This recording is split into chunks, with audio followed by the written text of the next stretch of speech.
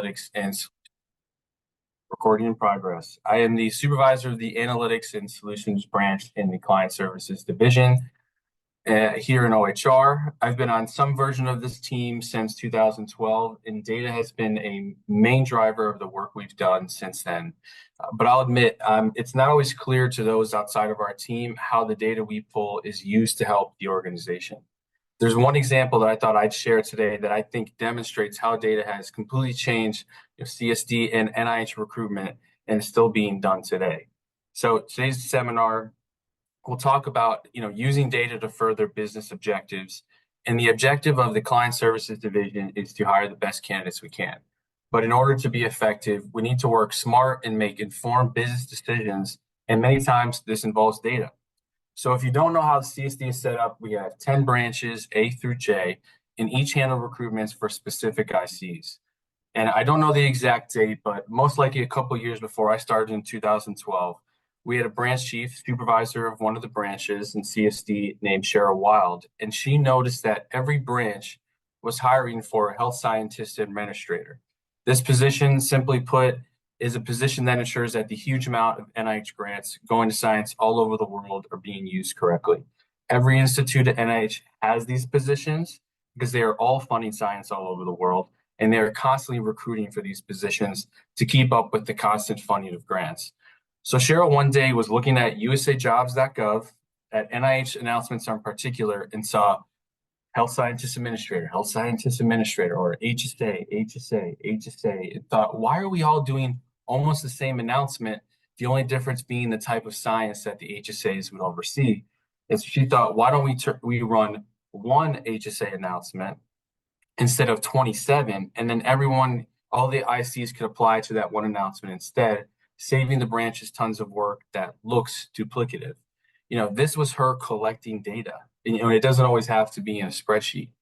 Fast forward to 2012, I'm hired onto the metrics team under Cheryl as she stood up the global recruitment unit, which now did this exact method. We posted one announcement that all ICs would point their candidates to and avoid duplicating efforts. But at this time, we only did this for two positions, HSAs and physicians. And we didn't know if this is going to be successful. There was pushback because this made some ICs feel like they lost control over their recruitments. But as this continued, ICs made selections more and more, and we used data again to show that this wasn't just a good idea in theory, this was a good idea in practice.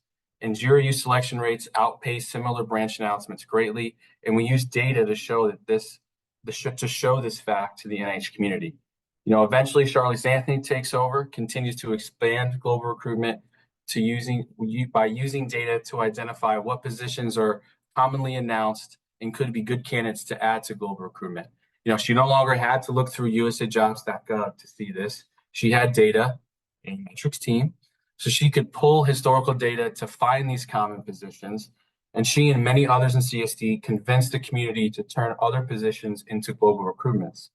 Fast forward to today, Sam Morose is currently the supervisor of the global recruitment unit, and she managed 22 different positions in FY24 under global recruitment.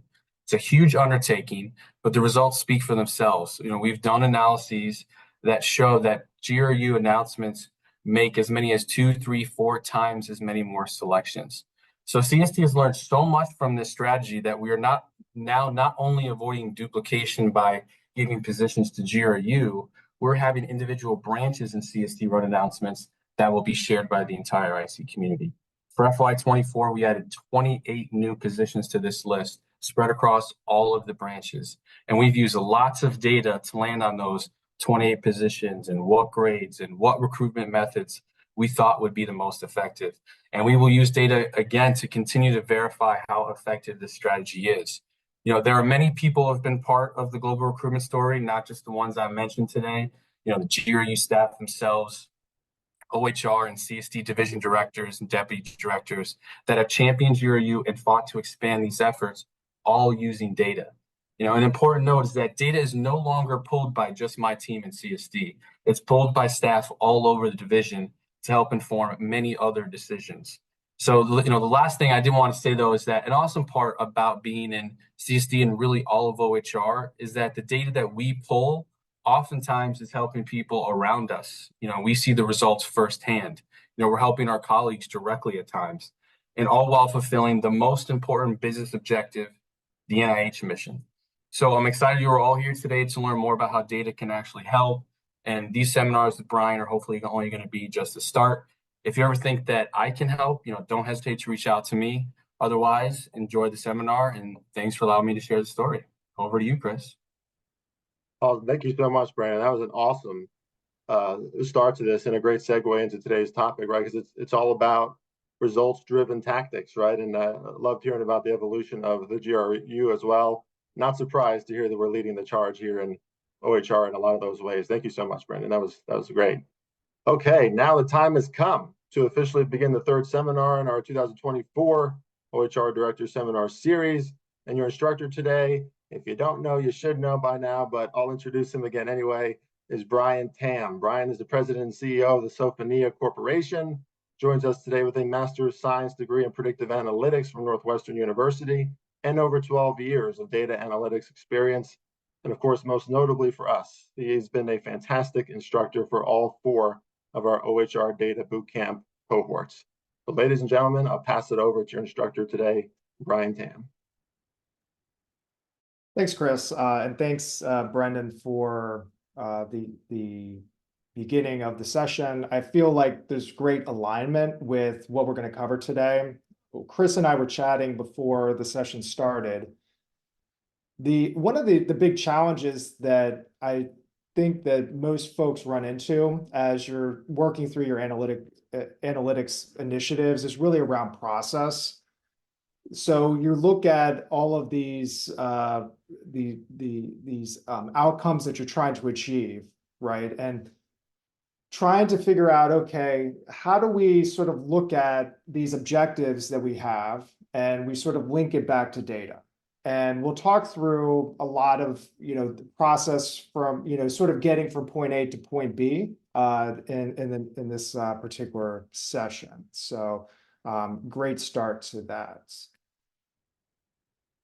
Providing a little bit of an overview of the agenda, we'll start out with an introduction, which we've sort of gone through. We will talk through sort of what are some, not only like from a theoretical perspective, but also from a process perspective and from a framework perspective. It makes logical sense that we should be aligning our efforts to meet business objectives, but it may or may not be entirely clear how we do this. So we'll talk through a way that we provide a high-level view or perspective on one approach that I found to be very effective in achieving this. Then we'll talk through a data analytics process model. So once we sort of find a way to align and sort of be able to prioritize what we need to be working on or what we want to be working on in alignment with those business objectives. How do we ultimately get to that end state? And then the final sort of section will talk about presenting quantitative information, which I think that is a let's see, I've got a weird thing on my. I've got 2 cameras going. Well, that's fine. We'll deal with that.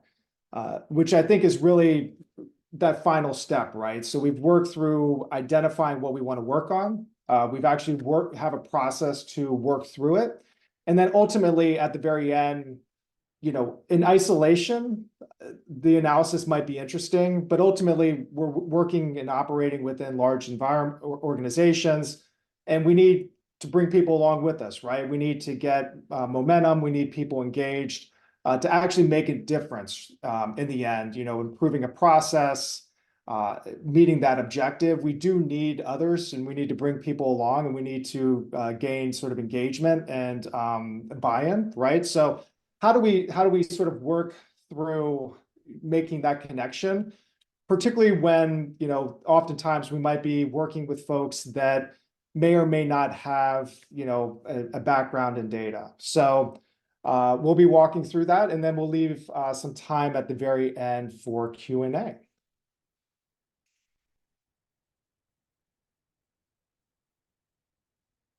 So as you might have, for those that have joined previously, we've always started out with an icebreaker here. I'd encourage everybody to log into Slido. We're going to do an icebreaker, but we're also going to have some interactive polls throughout along the way. So I encourage everybody to log in, and I'm going to open up our first sort of icebreaker poll in a minute.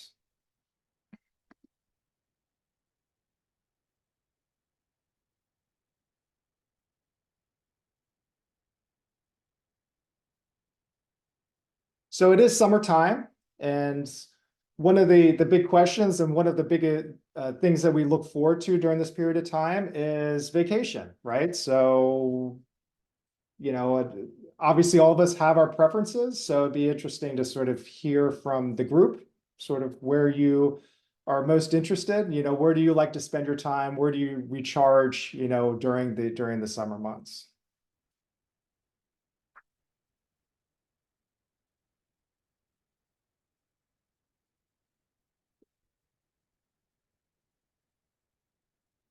And I guess while people are responding to this, I just went on my first cruise. So it was a very, leading up to it, it was very, very much I was very concerned about it, to be honest, to be on a boat. Never been on a boat. So actually everything went really well. I was very happy with that. So I just got back from that. I'd say that probably my number one is probably the beach. But I've become much, much more appreciative of the quote unquote staycations. So for those that have responded to that. All right, so we slowed down. It looks like international travel and the beach are sort of our two highest rated. I'm not I'd be interested maybe in some other venue to hear about other. I'm sure that there's plenty that I missed that folks like to engage in a vacation, but great. Yeah, appreciate all of that. We're actually going to do something at the very end in the last class. It's sort of, like I said, we have these icebreakers, but it'll be sort of fun to sort of pull it all together at the very end. So we'll, stay engaged, continue to join, and we'll have sort of a fun activity from all these icebreaker polls at the very end. So transitioning to the topic at hand. So one of the initial steps in any process is to define what you need to be working on. And one of the items that I believe really is a problem for organizations is really, being able to align initiatives to, or sort of defining what to work on, right? There's a myriad of things that we can work on at any point in time, but really what is worth our while? And really when we think about, achieving that alignment, I mean, it sounds pretty basic on the surface, but really I believe that this is one of the biggest issues that organizations often face in terms of analytics adoption. One of the topics that comes up in a lot of the conferences, sort of, forums that I'm involved with, are really around sort of the adoption of analytics. And we talked about, the value of it through our various courses. Brendan provided an example of at OHR, how it's provided, meaningful impact to the business, from a recruiting perspective, from a applicant, application perspective, right? So there's not only sort of the OHR side, but there's also, from an experience perspective, from the applicant side, certainly, not being able to apply to a single job and being considered across various, divisions within OHR certainly is a much better experience than having to essentially apply to the same position, maybe a dozen times, right? So there's meaningful impact on both sides. So there's a lot of value that's generated from it. But really, focusing on sort of those meaningful, areas really can be a problem. And I've seen too many examples where, where individuals come into a project, they gain access to data, and they immediately sort of jump into the data set looking for interesting information. And what we call that in sort of the data world is called exploratory data analysis. And I think that can be helpful or useful in some instances, but oftentimes when you're working within an organization, yeah, let me change. Let me change the this.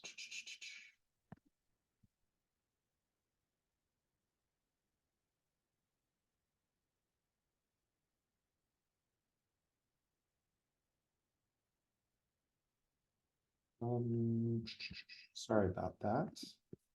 Let me just use the change camera settings. Here we go.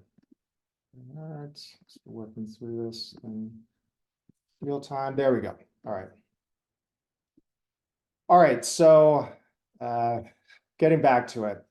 So really, that's not really oftentimes the best way of approaching it, right? Because you spend a lot of time sort of looking for things that may not even matter. We're performing sort of analysis across various vectors of inquiry, and we're really running into dead ends or really no logical stopping point. In addition, there's a lot, the lack of useful insight from the analysis can really generate a lot of skepticism regarding whether data can be useful to the organization. So folks that are engaged or sort of supporting the analytics objectives, providing resources, are ultimately looking at what that output is, and they're saying, okay, really, okay, it might be interesting, but it really doesn't help me get to where I need to be, right? It doesn't help me improve sort of our recruiting processes, our ability to improve employee satisfaction, and a lot of the other important HR, objectives that all of you are working on a day-to-day basis. And really, a better way of approaching this is to, develop processes that really focus our data efforts on analysis that enable the organization to meet those key business priorities and objectives. So when we think about, how do we sort of achieve business alignment? Oftentimes we're looking at, what we call, a business use case. So, the general definition of a business use case, which many of you may be familiar with, is really coordinating and directing strategies, processes, and resources towards meeting those objectives. In the context of data analytics, it's very similar, but it's also somewhat, unique to data itself. And really, it's sort of looking at ensuring that data analytics initiatives are directly connected and support those objectives. So we're not only sort of, defining it in terms of like a regular use case, but we're also looking at, okay, how are we sort of organizing and sort of prioritizing our data efforts to meet those objectives within the organization. And really, you might be saying, okay, well, Brian, this makes a lot of sense, but what is the best approach to achieving that alignment? What is sort of a recommended framework to achieving that, right? So one of the things that I've found to be really helpful in sort of mapping out this and sort of prioritizing work, we get a lot of, we work on pretty large programs, hundreds of people. All of you deal with probably that or more across your organization that have their own sort of, priorities. And oftentimes it's like, well, a lot of these could be helpful, but like, how do we prioritize them? We've worked through developing out data analytics use cases that really ask key questions related to how does this initiative, align to an objective, and sort of looking at sort of what the impact of that objective is to the organization. And also we look at, how do we clearly define responsibility for the work products, and make sure that we have the right people involved, so we have the right, review processes, the right feedback loops, to make sure that, while we're working through all these efforts, then not only are we working towards addressing that objective, but also being able to capture a lot of those nuances that are important to the stakeholders, to the folks that are actually going to be using this analysis to make decisions within the organization. And a lot of this might seem, as we walk through it in a bit, the steps may seem relatively familiar from a project or task management perspective, but really it's been adjusted slightly to address data specific tasks. So if we were to look at what what's included within a data analytics use case, sort of the building blocks here, really the first part is to define the objective. And the objective should link back to something of importance to the organization. As an example, HR objective may be to reduce employee turnover by 20% over the next year, right? So that's clearly defining. Last session, we talked a bit about KPIs. So we've clearly defined, what that target is and sort of what the time frame looks like, to achieve that target. The next step is to define how to measure it, right? So we're all about data, and we need a way that if it's not measurable, it's not actionable, right? So we need to figure out, what is how do we define how to measure performance against that objective? In this particular example that we just talked about in terms of reducing employee turnover, some of those metrics may be calculating a baseline turnover rate and sort of what that objective is, and we've done that, right? So we've identified that objective, which is a reduction of 20%, but we certainly need to calculate the metric of, okay, 20% from where, right? So we need to know sort of what that baseline looks like, and we need to we might need to measure the turnover rate periodically, right? So we may want to look at it from a monthly perspective. So, we don't want to necessarily say, here's our objective. We want to reduce employee turnover by 20% over the next year. Let's look at the end of the year. Let's look at how we're doing. So really the use case talks about, are we going to look at it on a weekly basis? Or are we going to look at it at a monthly basis to see how we're tracking against that ultimate objective, right? So all of that's clearly laid out. So we not only have sort of those measures defined, but we have sort of a good cadence as to how often or how frequently we're going to revisit how we're doing to sort of look at how we're performing. Assigning an owner, right? So, this can be where things fall flat oftentimes, right? In any particular project, somebody needs to ultimately be responsible for delivering, right? So we can't have a team that is, 3 people that everybody is sharing accountability as the owner, right? We need to identify who's responsible for delivering so that at the end of the day, there's a single point that, knows that they need to be pushing things along, as all of us, commonly sort of get wrapped up in a lot of, ongoing work that may be not associated with this analysis. Identifying users, which, identifying users, which are, the intended users of the analysis. So, as this is not, is of a great importance, right? It's important enough for us to work on it. There are obviously more than 1 or 2 people that are interested in this analysis. So I think this is really important as well, and oftentimes may not be as logical as we sort of like as data folks or maybe individuals working with data. We're sort of working through and we're saying, hey, this is what it means to me. Like this is what's important to measure. Having folks that are actually doing the work or maybe doing things that are, in maybe different contexts, like it's really important to have sort of those feedback loops established and sort of those people identified so they can provide that feedback. So that ultimately, you're not sort of working through and maybe missing some important nuances that ultimately, limit the ability to meet that ultimate objective, right? So, we're working through this analysis. We've covered a lot of the pieces. We're tracking to, our performance to our objective, which is reducing employee turnover. But there's minor nuances to it that are really important that, from a process perspective or from a tracking perspective, for the folks that are involved in these processes to be able to take action along the way to get us to where we want to be and sort of meet that objective. And then finally, last but not least, having a structure, following a structured approach to developing the analysis. So I'm not going to cover that in sort of our next example that we're going to provide, but I'll have a separate section that really focuses a bit more on this.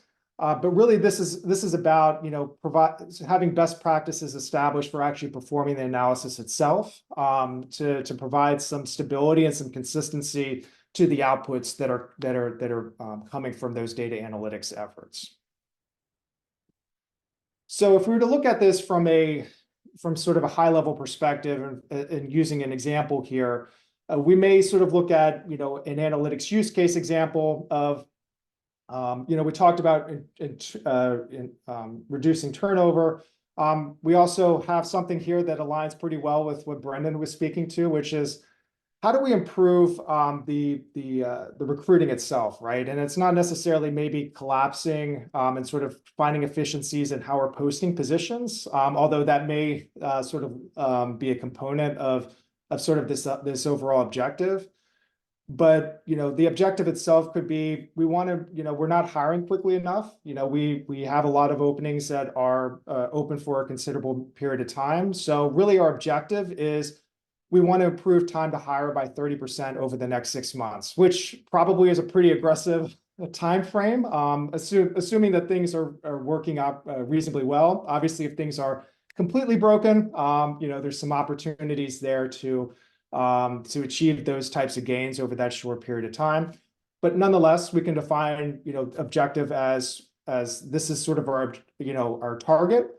And this is the time frame that we're looking to achieve that target by. We can also define some measures. So obviously, as we talked about with the employee turnover, having a baseline time to hire, it's important, to sort of understand where are we today, and sort of also provides the ability to create or sort of generate or derive that target that we're trying to work towards. So, we're working at, X number of days, and then, obviously what's 30% lower, right? So we define sort of that baseline as well as sort of that target, time to hire.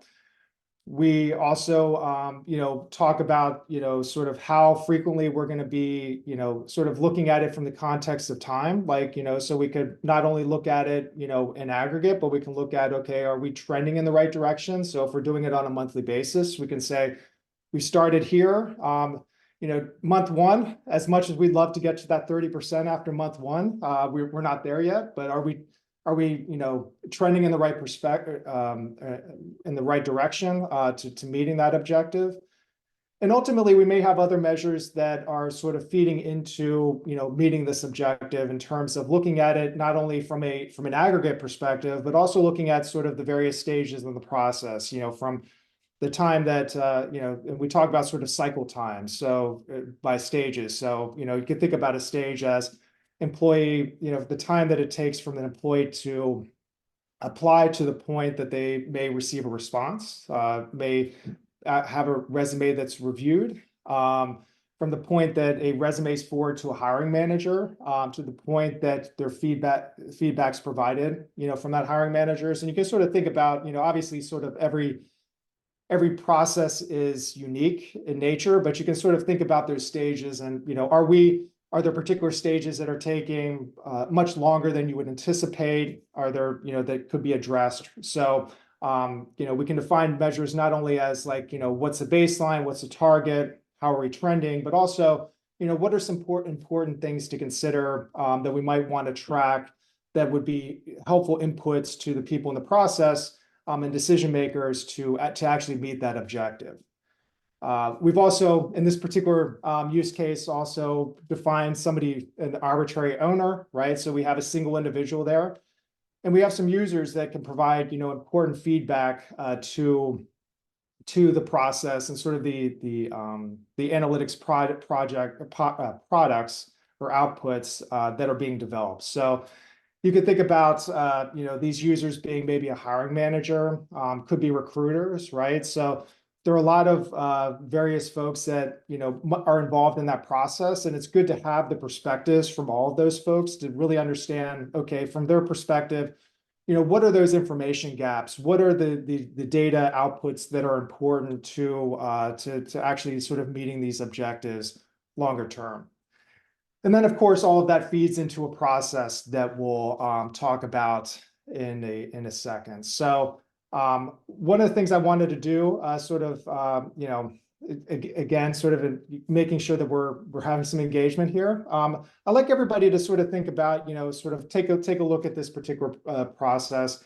I'm gonna open up a Slido in a second, but sort of think about from your perspective and where you're sitting, what are some potential objectives or a single objective that you think, from your position would be interesting? How would you define that, right? So based off of how you're working or how you're, sort of the projects that you're working on or sort of the role that you have, what might be an objective? And then I'm gonna open up a second poll right after that to think about what are those potential measures that sort of align with that objective. So let me go ahead and open this up. So everybody should have the ability to log into Slido. Again, you can do it on your phone. You can take a quick QR code snapshot with your camera. You could also log into slido.com and use this particular code to log in. I know that maybe not all of you are involved with sort of data products, but I'd encourage everybody to sort of think through, if you had access to data, what might be some objectives that you'd want to think about or pursuing or sort of defining as an analytics project, and how would that sort of fit? How would you define that within an analytics use case?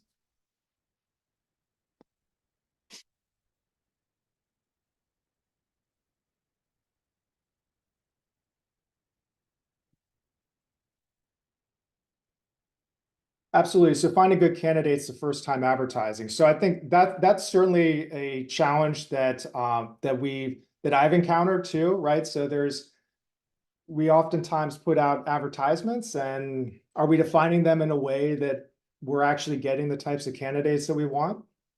So we could look at that in terms of, maybe looking at sort of the percentage of applicants that are just not very good fits to start out with, and maybe looking at, sort of a reduction of that.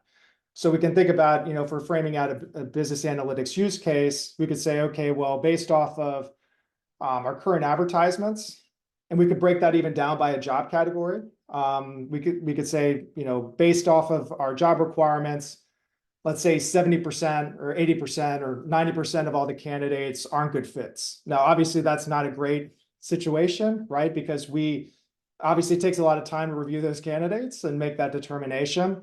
So we can say, okay, well, let's go ahead and track this. Let's look at, are there, maybe it's not 90% we're shooting for, maybe it's not realistic, we're going to get to 0, but we may say we want to get down to 50% rejection rate on initial candidates, and working through, the analysis is sort of setting that up as a KPI, right? We want to get to 50% rejection rate on candidates, and sort of setting up that baseline and also a tracking mechanism. And that's a good example where, that's sort of the output, but the input is, how do we impact that, at the ground level? And we may want to do some additional analysis around, are there particular jobs where we're having, or listed or postings that are consistently getting candidates that aren't, the right types of candidates? Are there particular organizations? It's sort of focusing on improving, sort of tactically improving upon those job postings. So that's absolutely a good example. And obviously I can't go through all of these, but yeah, repetitive data entry. So are there problems with inordinate amount of time? So we do that in software development. We sort of build out and we're like, okay, well, how many clicks does it take to get a particular process done? So I think that's a much bigger focus now than it had been maybe initially years ago. But how do we get through an entire process and sort of work with data that's already been entered and reduce the amount of clicks? So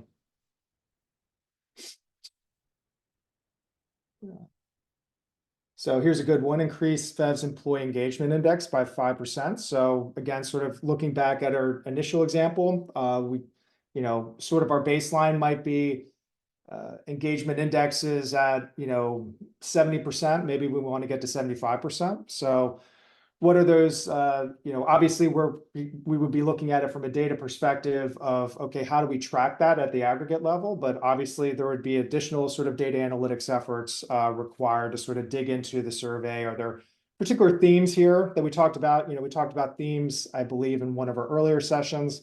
Are there particular themes that are driving employee disengagement?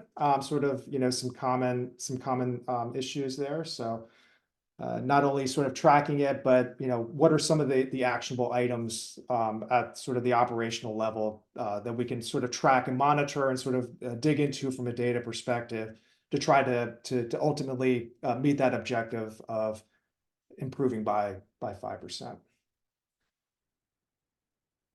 Okay, great. Yeah, absolutely. So so I think one of the things I just mentioned, I just encourage is sort of think about it from a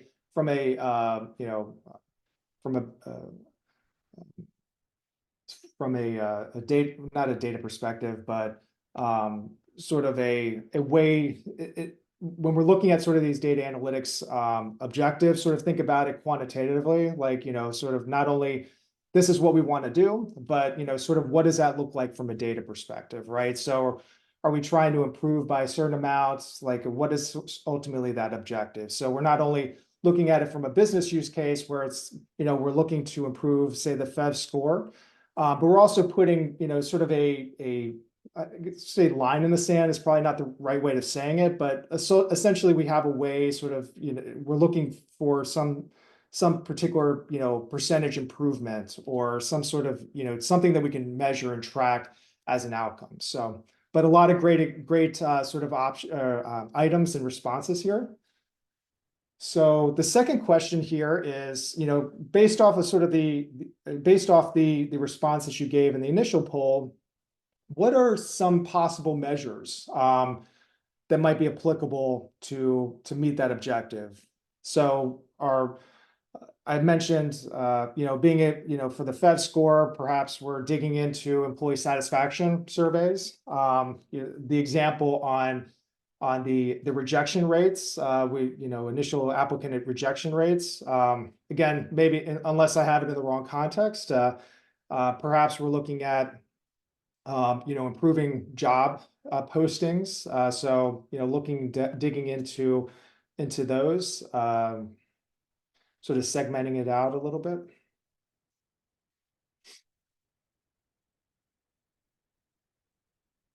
Yeah, workload's definitely a big one, right? So, when I worked at a small business like years ago, obviously I own my own business now, but it was a bit, we got acquired by a larger business. It was a pretty big shock. We had recruiters that were working on, I think it was like max 5 to 10 postings at any particular time. And then we went to a large business and they're like, well, our common is about 40 or 50 postings per time. So certainly workload can be a consideration. So if there are particular delays in, say, cycle time of recruiting, certainly, having recruiters working too many postings can certainly be an area to analyze and see if there's any sort of correlation between the number of job postings and the time that it takes for hires from that recruiter. Yeah, certainly time before and time after. I think I scanned through them. I saw a lot of RPA. So those that aren't familiar with RPA, robotic process automation. So we could look at sort of a baseline of how long it took to take a task before sort of those processes are automated, and then looking at it and sort of having an objective of, okay, it's taking for these particular tasks, it takes 3 hours, 4 hours a day, right? So whatever that number looks like, and being able to provide, sort of understand after that automation, sort of what is that objective? What do we think it should take? Should it take 10 minutes? Should it take an hour instead of a day? Whatever that metric is, and being able to sort of track from a data perspective, are we meeting that, right? Have we achieved those gains, or are we lacking? And then sort of using that as sort of a feedback loop to inform either additional inquiries on the process itself, or perhaps some updates to the RPA application to ultimately meet those objectives. Great, great. So a lot of good feedback here. Let's see. Data entry error rates for sure.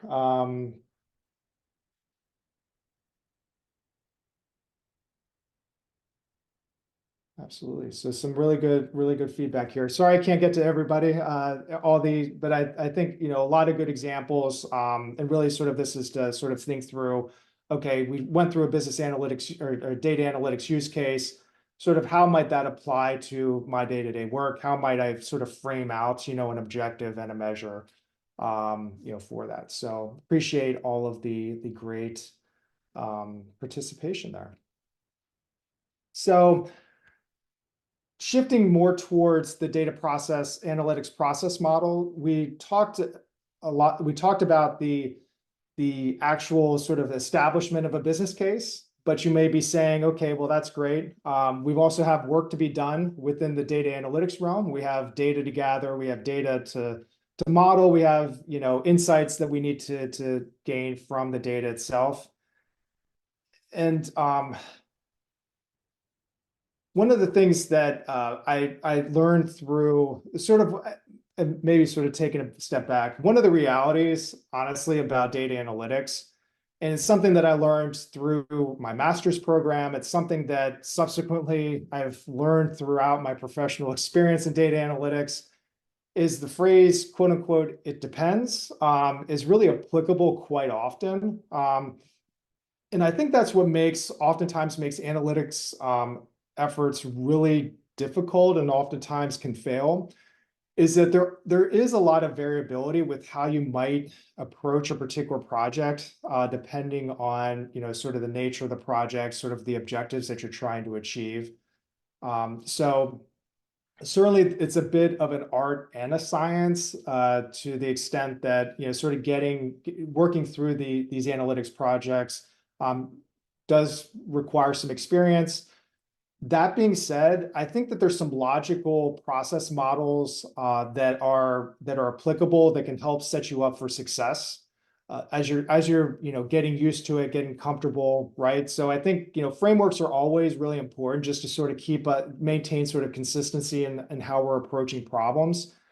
But I certainly know and sort of understand that, as you're getting, introduced to a particular topic, as you're being asked to do some things that you may not be familiar with and may not have a lot of experience with, these frameworks become increasingly important. So one of the best, there's a lot of analytics frameworks out there. There's very high level processes, but I feel like of all the processes that I've seen, this particular process is probably the best as far as sort of what the reality looks like as you're sort of working through your analytics projects. And it's called the CRISP DM. And sort of data mining is a very old term. I think it's probably through marketing that we've gotten to AI. We've gone from sort of like data analysis and data mining to predictive analytics to machine learning to now everything's AI.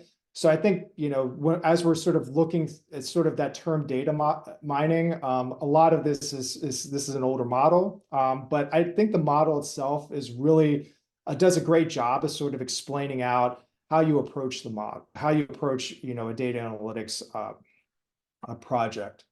So I'll talk through sort of this step by step, but this is what it looks like from a high level perspective.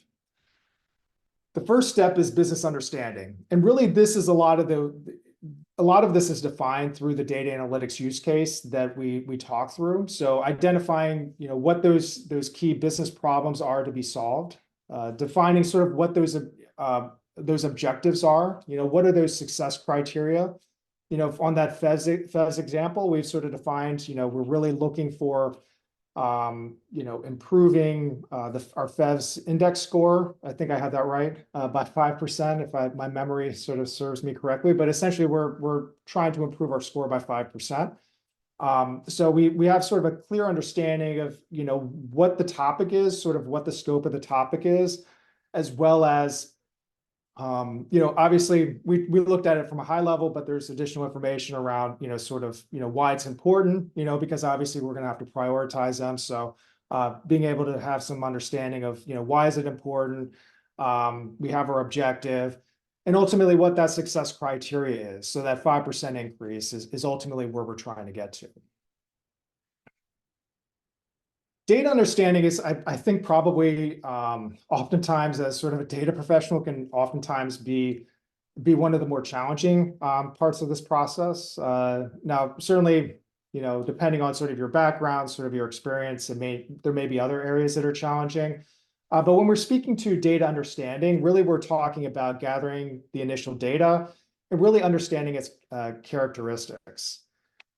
And we're looking at sort of assessing the quality and suitability of the data, right, for solving the problem, right? Is it suitable to answer the questions and provide the input to meeting that objective? And we're also looking at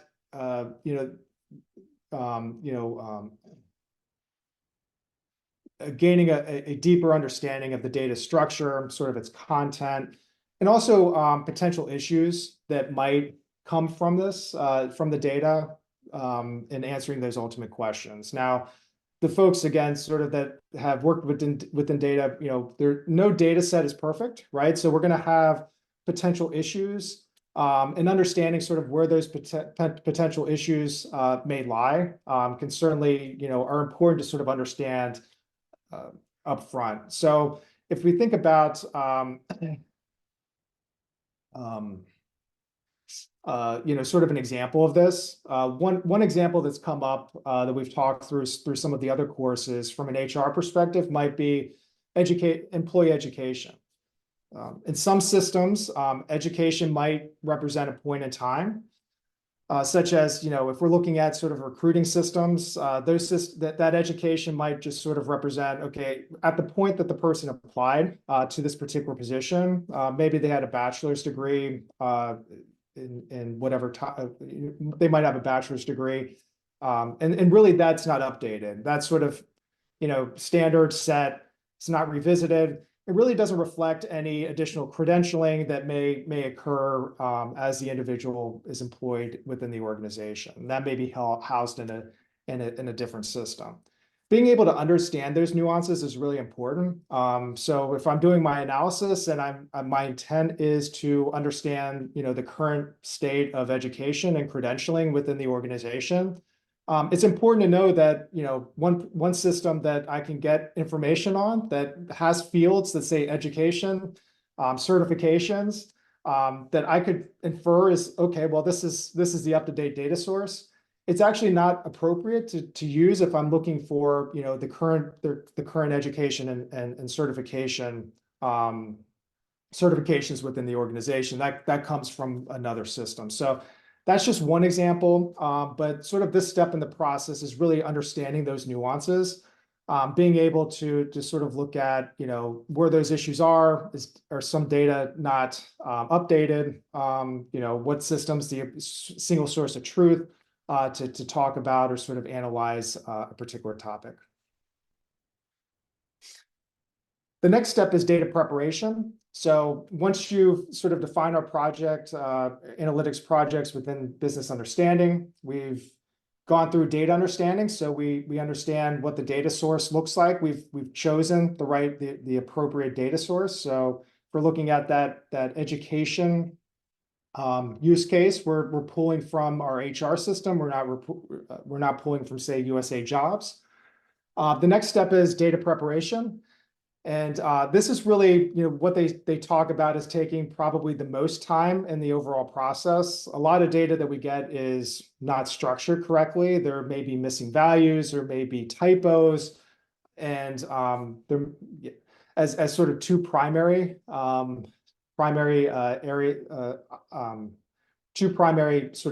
areas that need to be addressed.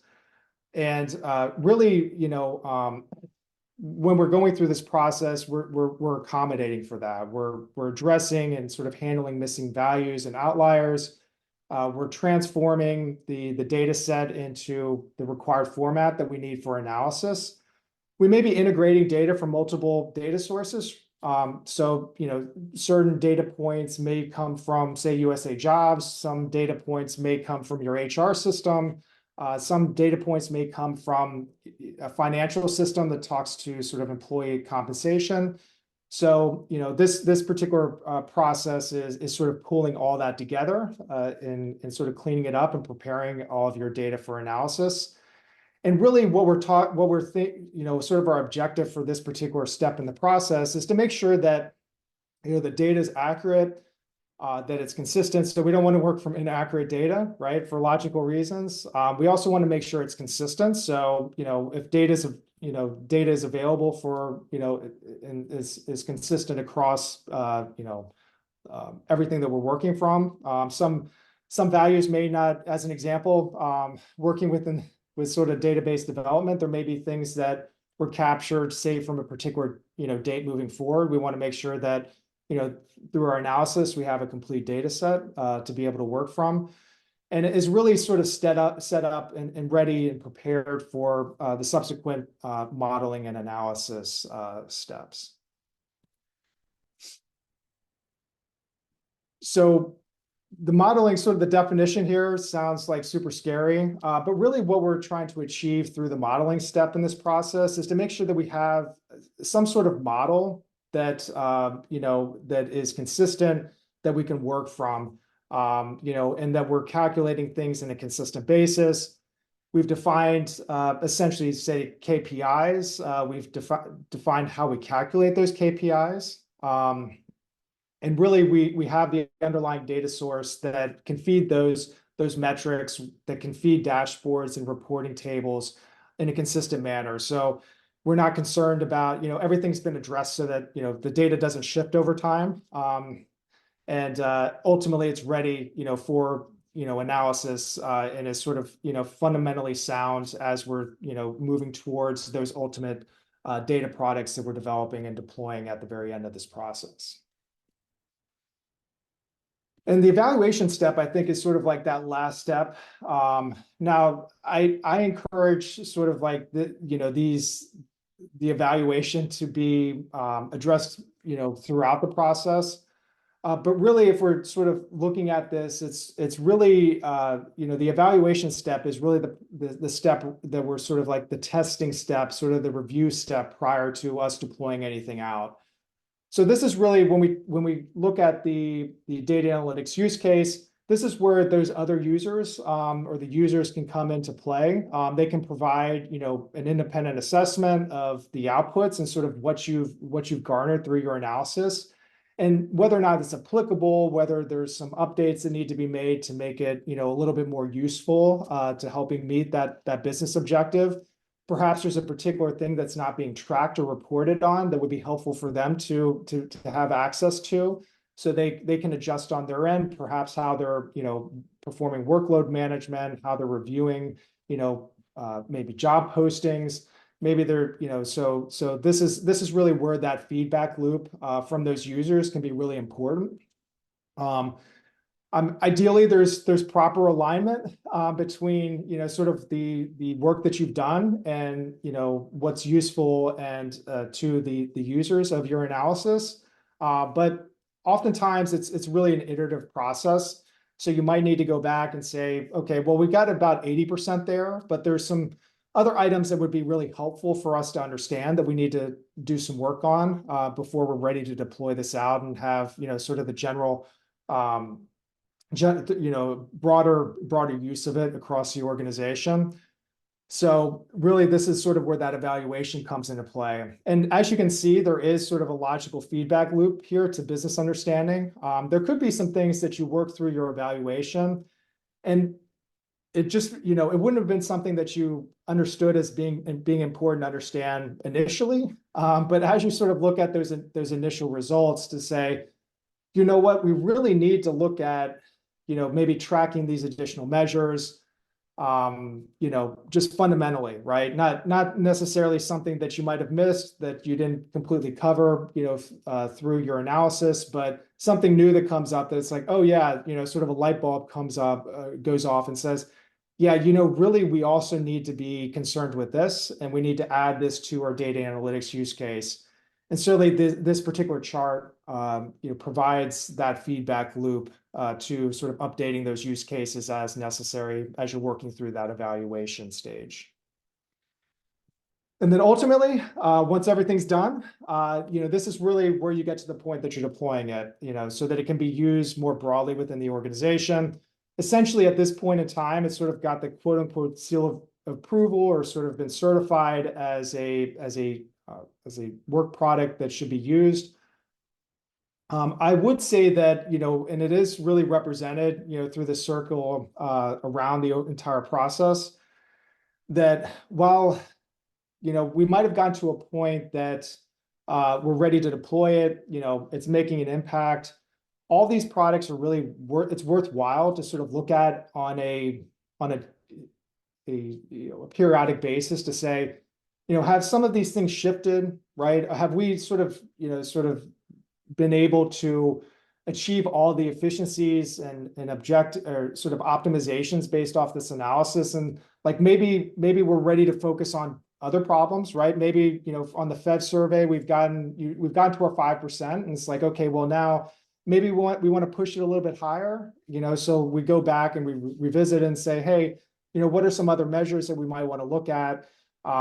Their deeper analysis, maybe perhaps at this point where we can get more sophisticated with our analysis, because we have some, you know, our folks that are involved in the process have more understanding, some experience to be able to work through it. So we can sort of, you know, go up the sort of the complexity, I guess, sort of, I hate saying maturity, analytical maturity, but essentially being able to work on more sophisticated use cases, because we've sort of hit a lot of those very basic ones. So while we work through sort of, we got to an end state with this deployment at the very end of this process, it's always worthwhile to consider that there's always ways to improve, and really consider, you know, what are sort of have periodic sort of touch bases on, okay, have we achieved what we wanted to achieve? Are there ways that, you know, other sort of vectors of analysis that we might want to consider moving forward?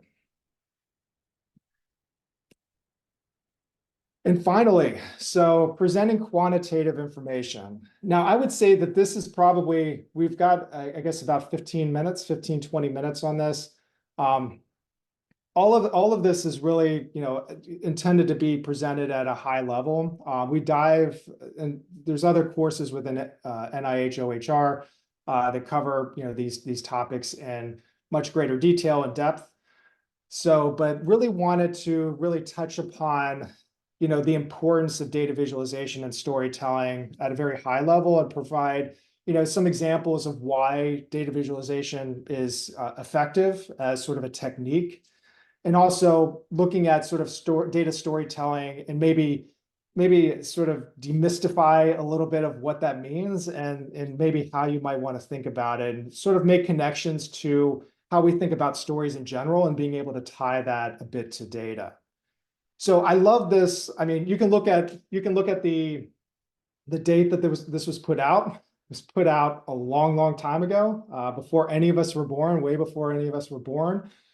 But I think it's really applicable, and it sort of drives home the point that really when we're thinking about sort of meeting those ultimate objectives within the organization, and I touched on this a little bit earlier, we can do a phenomenal analysis.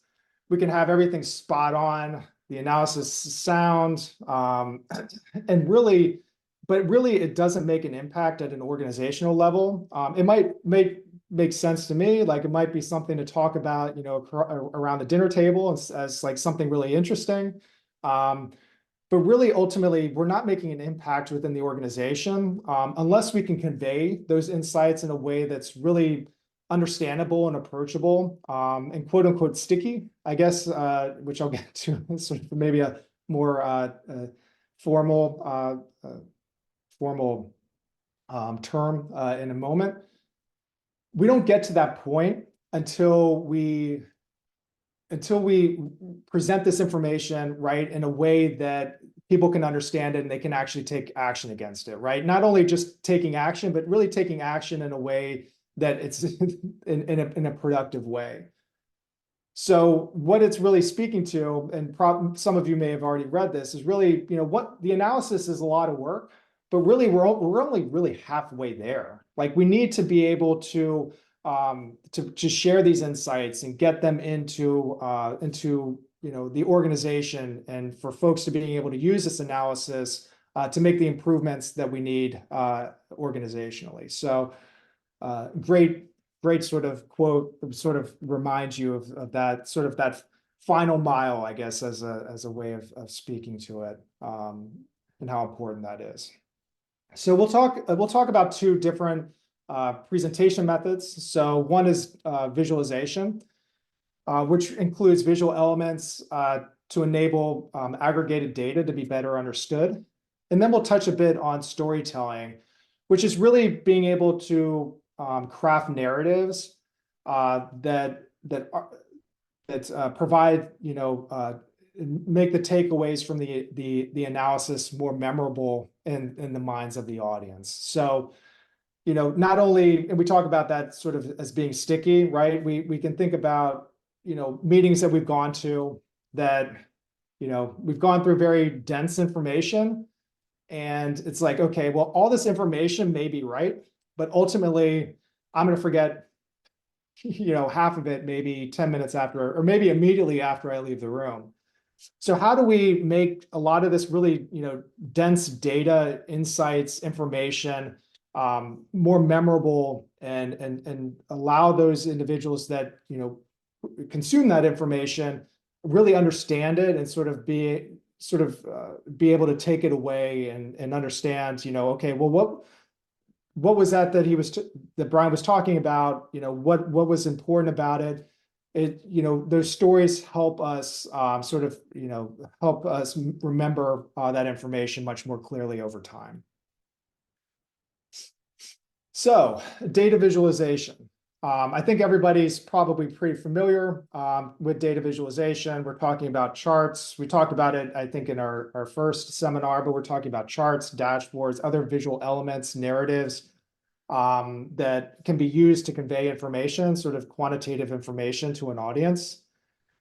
But maybe one of the things that I did want to cover a bit in the limited time that we have here is sort of some historical perspective on the topic, and really focus on why is it in fact, sort of the why about it. Why is it effective?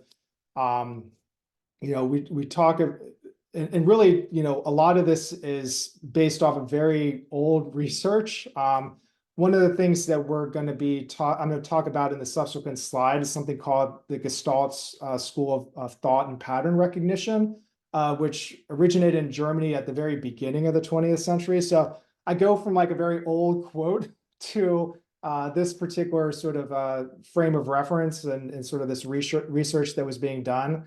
But really the intent around a lot of this is really taking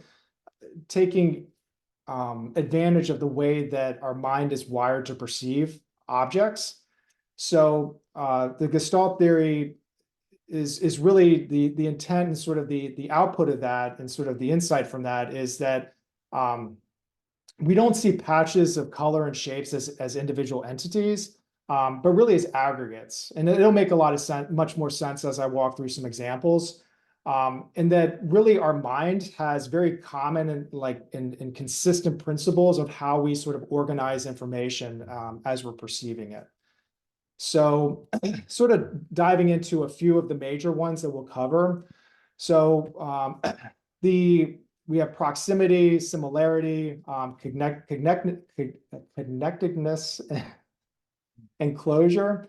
So these are the ones that we're going to talk about. We'll also talk about at the very end, some other, sort of very, some concepts that underlie data visualization and make it much more effective. So if we think about proximity, the sort of the concept of proximity is that objects that are close to each other tend to be perceived as natural groups. So as we're building out data visualizations, we can see, okay, the chart on the left here, there really aren't, I mean, we see some differences in the length of the bars, but there's really no logical grouping here. But if we do make some changes to the way that things are designed, we can see that, you know, by providing some distance between various bars, that sort of natural groups sort of emerge here, right? So we have essentially 3 groups that have emerged based off of sort of how we're organizing, visually organizing this information. So our mind essentially just goes towards, you know, creating those groups. Similarity. This is sort of another, you know, concept that came out of this research, is that, you know, objects that have very similar features, such as colors, are also perceived to be in groups. So again, we look at this particular chart, similar to the last one that we looked at from the concept of proximity. And there's really no logical groups associated here. But if we do provide color to these, we can see that, you know, 3 groups have emerged from you know, these bars. So we can sort of segment the information, you know, that information based off of color and sort of similarity. Connectedness, sort of again, you know, if we look at this particular chart on the left, you could actually make a case that there are some groupings here, right? So there are, you know, we have both diamonds and we have circles. And you can make a case that those are particular groups, but we can actually, you know, through connectedness, we can actually, you know, better define these groups. So, you know, sort of almost immediately, as we provide some connections between the various objects, we can see that these are related. So that's where our mind, you know, from a perception perspective goes. So we can, you know, logically and sort of infer sort of those groupings from this particular technique. And then from a closure perspective, you know, we go back to sort of our base graphic here. We sort of diverted a little bit with the circles and the diamonds. We go back to our base graphic, we can see that there's no logical groups. But if we enclose these items, we can also see that these particular bars are related to particular groups. So we can see that the 2 bars on the left are associated with a group and 2 bars to the right. So, like I said, we don't have a lot of time sort of to talk through this. There are data visualization courses that I know that are scheduled within OHR that dive deeper into this and other topics around sort of how we use perception to, you know, effectively and sort of align those with the messaging that we're trying to convey through the use of charts. But sort of what I wanted to provide sort of you know, things you know, just from these charts, we can think about sort of length, we can think about, you know, peaks and valleys, the use of size and color that we talk about and we sort of cover in the other classes in much greater detail, more comprehensively. But sort of the idea here is to provide sort of that sort of the takeaway for everybody that really, when we talk about data visualization, we're really thinking about perception and how people perceive the information, and making the information much more consumable and memorable to the audience, so that, you know, folks that have backgrounds in data might be able to look at a bunch of numbers and sort of look at the trends and sort of, you know, have key takeaways. But really what we're trying to do through data visualization is being able to provide things in a much more approachable manner, because sort of going back to the initial quote that we had, really what we're trying to achieve here is to allow people to have those takeaways, regardless of what the audience experience is with data. So the great thing about the Gestalt School of Perception and also some of these other techniques and best practices we have around data visualization is really, you know, tied to making sort of using sort of, again, how our brain is wired and how we're trained to perceive objects and sort of connectedness and sort of trends over time, and being able to convey those messages much clearer instead of sitting there and having to answer and explained charts, which is never helpful. So again, short period of time, but wanted to sort of provide sort of one particular example of why, and how sort of data visualization can be an effective way of conveying information to both, technical and non-technical individuals within the organization. And we're running towards the end of our time here, but I did want to touch a bit on storytelling and sort of shift our focus a bit there, and mostly because it's become an increasingly popular discussion topic and really a desired skill set for presenting quantitative information. I think we went through a stage where we got like sort of maybe dashboard happy, where we would work through the analysis, we develop dash charts, we bring them together into a dashboard, and then we just push them out, right? And we're like, we've done our job, we're done. We've sort of, declared success in our particular project. And I think it's become much more apparent that more is needed there. So while dashboards, I think, are never, will always be there, and I think from a functional tool perspective, are very useful. There's also a skill set around data storytelling that is really, really important as we're, trying to convey important messages around our data sets. And really, as we're talking about data storytelling, really this is, the part of how do we, as we're presenting this information, how do we make it as memorable as possible? How do we make sure that those insights that we've derived and we're presenting to the audience stick with them over time? And so, let's talk about sort of what the data storytelling is. Really, we're talking about, simple, sort of the attributes of good data storytelling. It's simple, it's concrete, it's credible, right? So like, we're conveying information in a way that's, we say simple, but probably approachable and consumable based off the audience, the folks that you're talking to. They can understand, the topic and what you're presenting to them.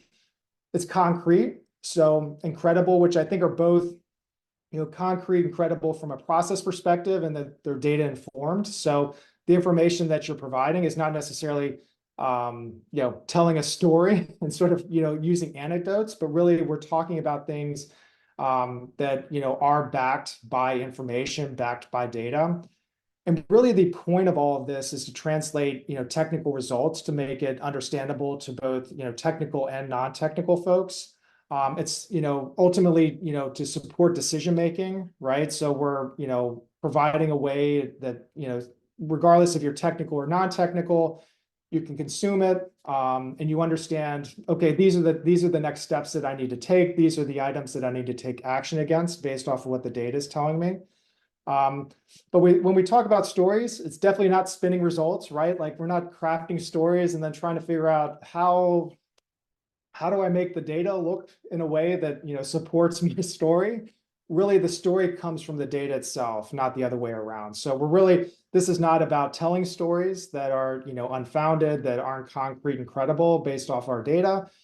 Really, it's talking about how do we, sort of make the analysis itself much more understandable and approachable to the audience that we're presenting to. And